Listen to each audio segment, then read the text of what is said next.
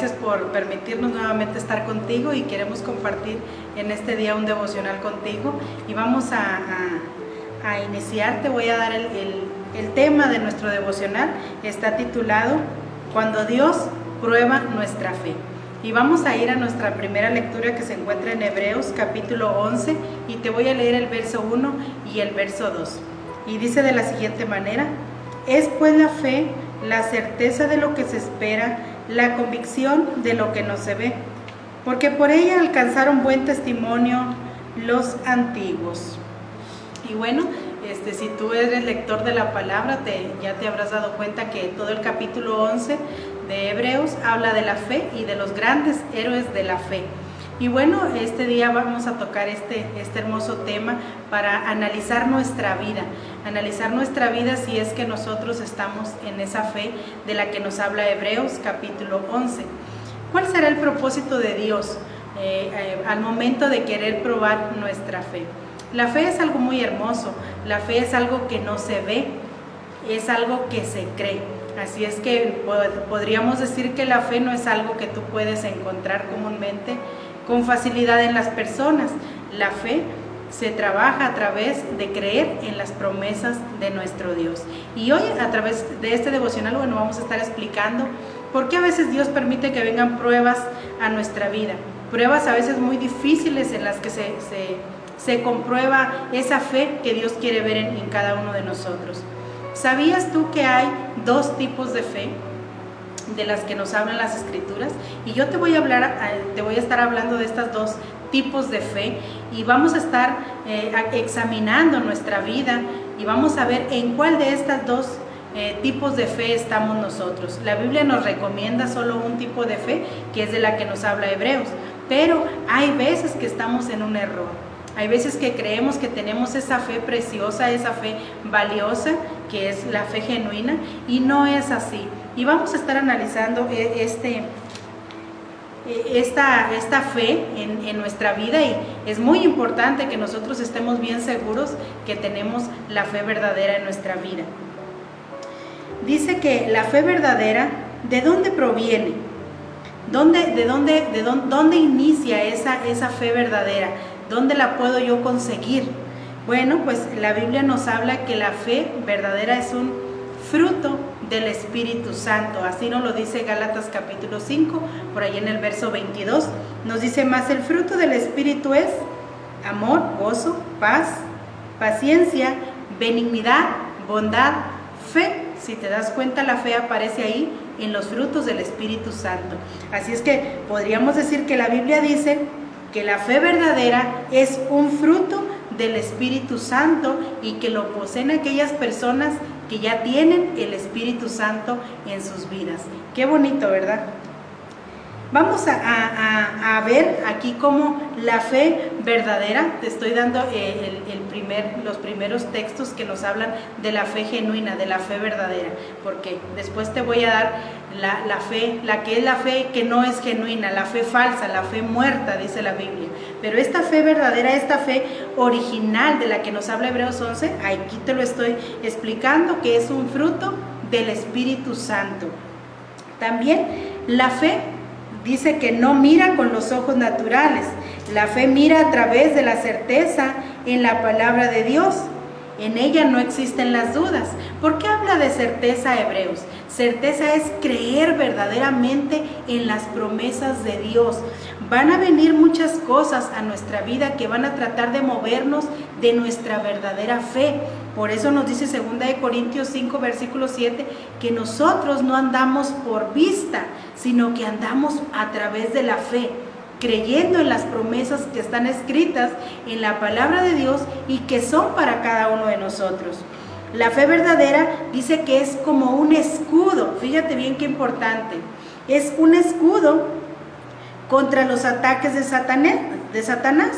Entendemos que es algo entonces que es muy indispensable para la vida del creyente, la fe genuina, la fe verdadera, porque ella se convierte en un escudo. Cada vez que el enemigo viene a atacar nuestra vida, nosotros podemos cubrirnos con esa fe verdadera y se convierte, qué bonito, fíjate, en un escudo que protege nuestra vida, dice Efesios 6:16, contra las acechanzas del enemigo.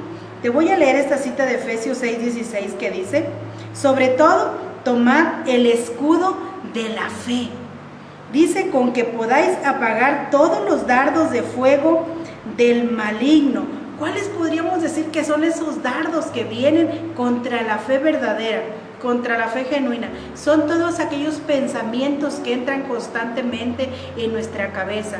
Son todas aquellas situaciones que vienen a través de un problema financiero, a través de un problema físico, a través de una enfermedad, a través de un problema familiar o tal vez en el matrimonio. Se presentan de diferentes maneras estos dardos del enemigo. Y fíjate bien, vienen con la finalidad de terminar con nuestra fe.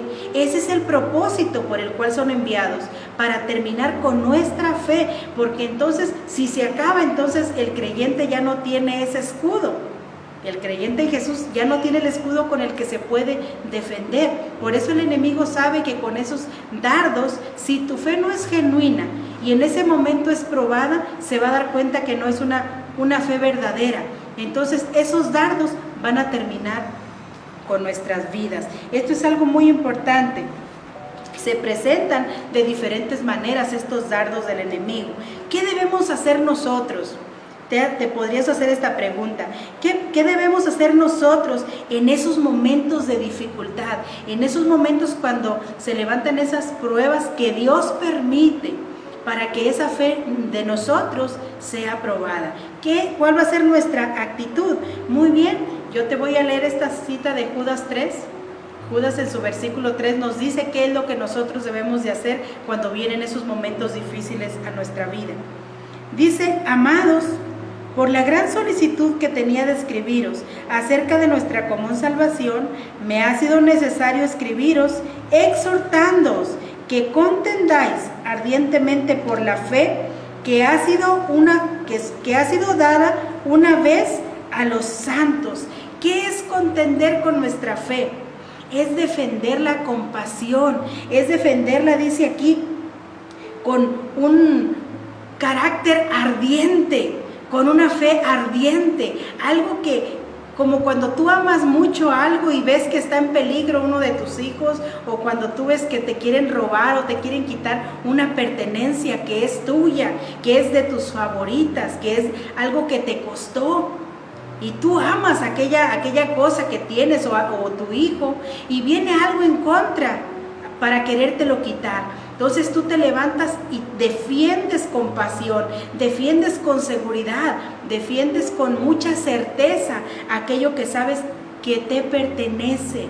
Fíjate bien que la fe es algo que nos pertenece a través del Espíritu Santo, y que cuando viene algo a quitártela, nosotros debemos de contender, de defender con una pasión ardiente por nuestra fe.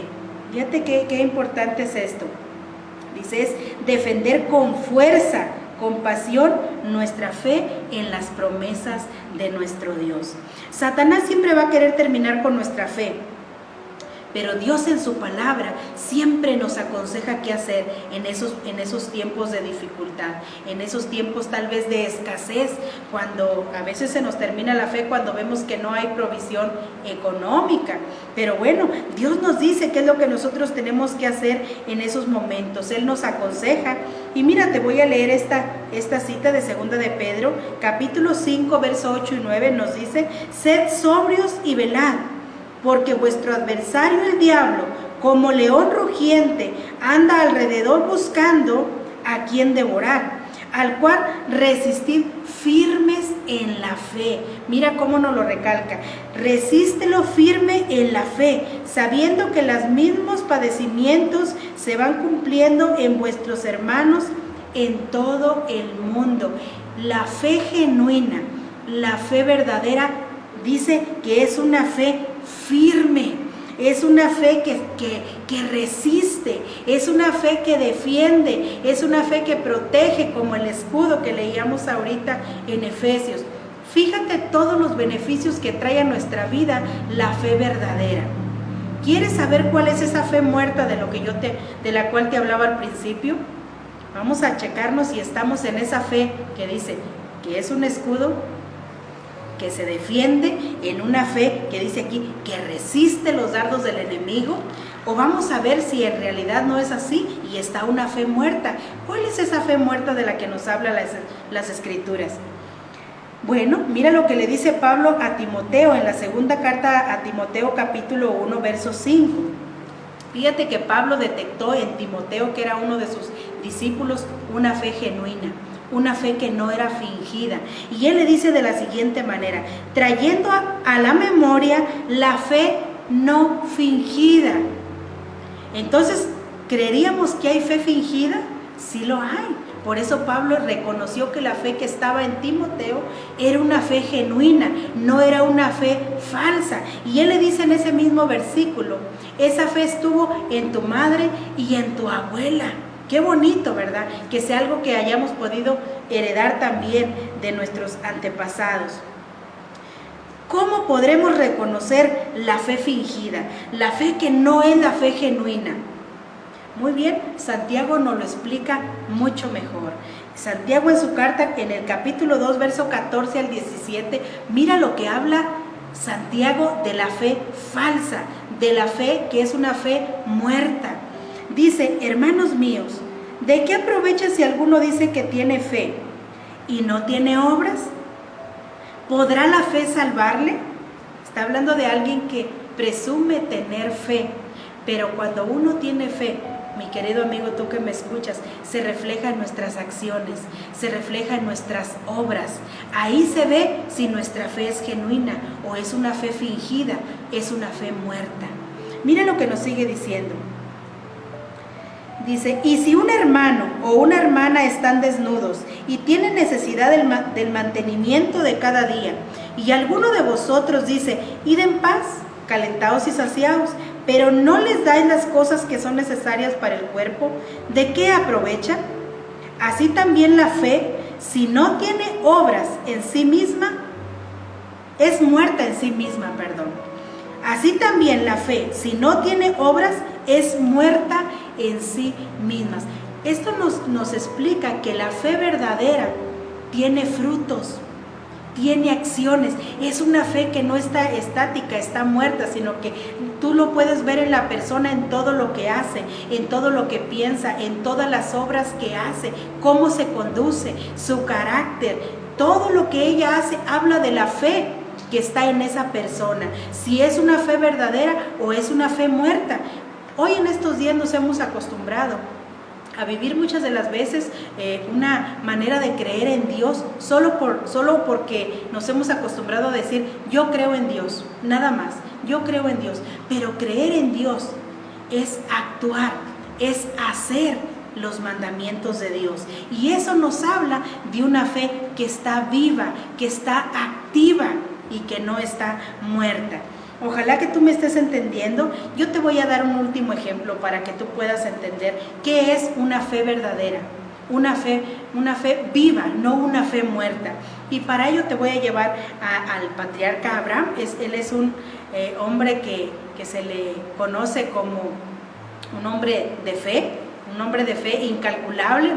Muy bonita la historia de Abraham, pero es muy larga. Yo solamente te voy a dar un ejemplo de Abraham, y está en Génesis capítulo 22. En el verso 1 y el verso 2, mira lo que dice la palabra. Dios ordena a Abraham que sacrifique a Isaac. Pero mira cómo nos dice: aconteció después de estas cosas que probó Dios a Abraham. Fíjate cómo inicia diciendo: aconteció después de estas cosas que probó. ¿Quién lo probó? Dios. Dios probó a Abraham. Y decíamos al principio, ¿por qué lo hace? Porque quiere demostrarnos si la fe que hay en nosotros es viva o está muerta. Así es que Dios decide probar a Abraham y le dijo: Abraham, y él respondió: heme aquí. Versículo 2. Y dijo: toma ahora tu hijo, tu único Isaac, a quien amas, y vete a la tierra de Moriah y ofrécelo allí en holocausto sobre uno de los montes que yo te diré.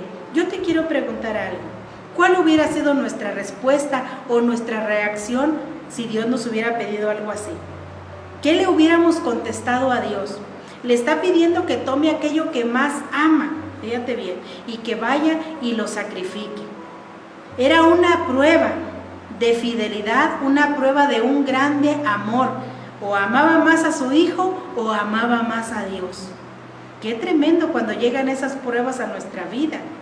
Pruebas en las que únicamente sale aprobada la verdadera fe. Y ahí se demuestra si no es genuina. Pero Abraham no reaccionó tal vez como muchos de nosotros lo hubiéramos hecho. La Biblia registra en ese mismo capítulo que él se levantó muy de mañana, fíjate bien, y preparó todo para llevar para el holocausto. Se llevó a su hijo, se lleva a 2 criados y empiezan a avanzar rumbo al lugar que Dios le había indicado. ¡Qué tremendo hombre de Dios!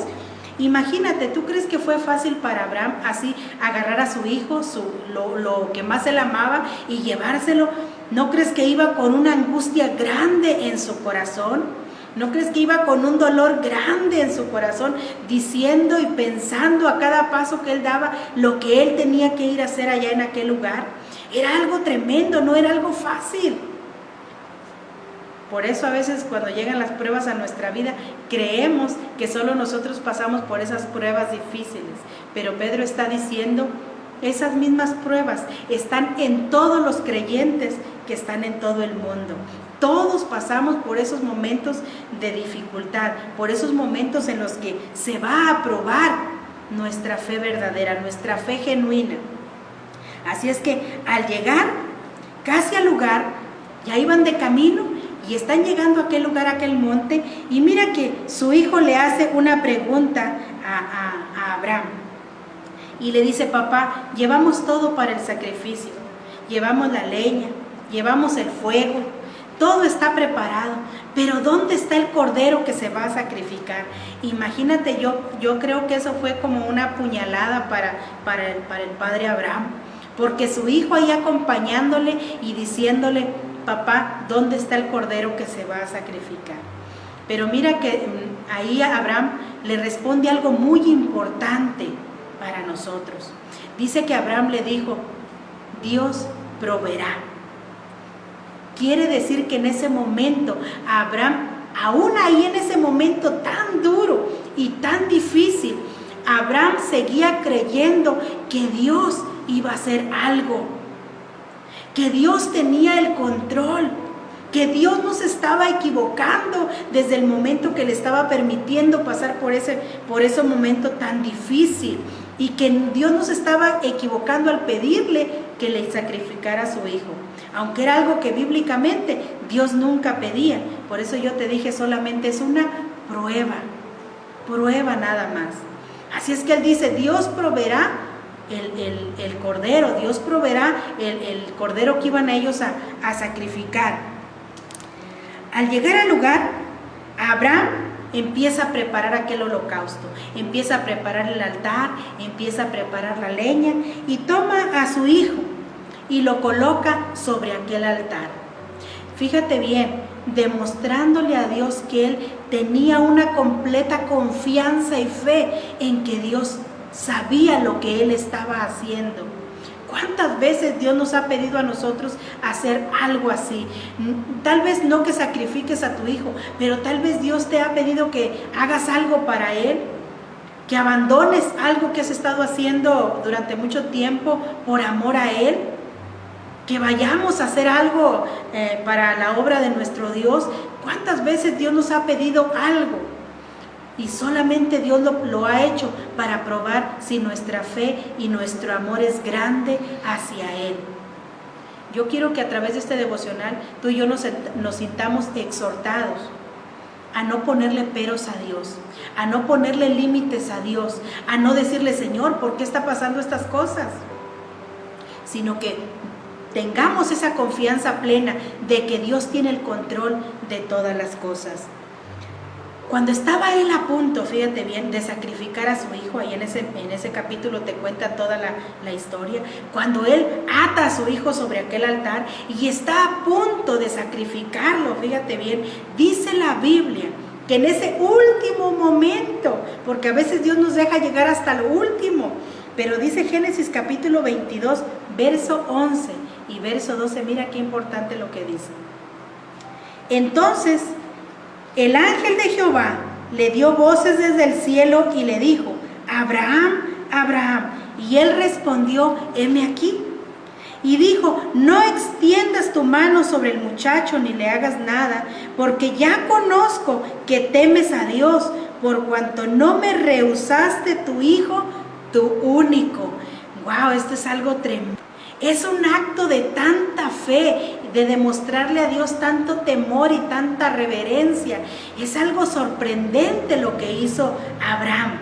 Pero mira que hasta ese último momento dice que el ángel le habla desde el cielo y le dice: detén tu mano y no le hagas daño al muchacho, porque en ese momento Dios estaba viendo que la fe de Abraham no era una fe fingida, no era una fe por conveniencia, era una fe genuina, era una fe viva. Qué bonito, ¿verdad? Ojalá que nosotros busquemos siempre el ser así como nuestro padre Abraham.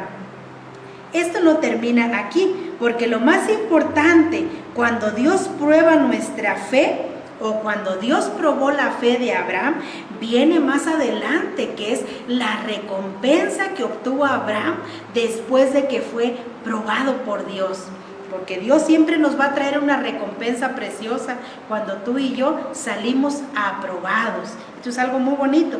Y por último te voy a leer la recompensa tan preciosa que Dios le trajo a Abraham después de que él salió aprobado de esta tremenda prueba que Dios le trajo a su vida. Génesis capítulo 22, verso 15 al verso 18, mira lo que nos dice. Y llamó el ángel de Jehová a Abraham por segunda vez desde el cielo y le dijo: por mí mismo he jurado, dice Jehová, que por cuanto has hecho esto y no me has rehusado tu hijo, tu único hijo, de cierto te bendeciré y multiplicaré tu descendencia como las estrellas del cielo, como la arena que está a la orilla del mar. Y tu descendencia poseerá las puertas de sus enemigos. En tu simiente serán benditas todas las naciones de la tierra, por cuanto obedeciste a mi voz. Qué bonito lo que estamos viendo, que Dios le está recompensando a Abraham. Yo con esta palabra yo te quiero animar, te quiero fortalecer para que tú y yo tomemos la decisión que tomó Abraham.